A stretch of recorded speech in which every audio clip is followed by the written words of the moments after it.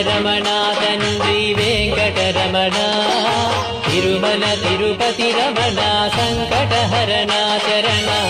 భక్తులను బ్రోచేటి తిరుమల రమణ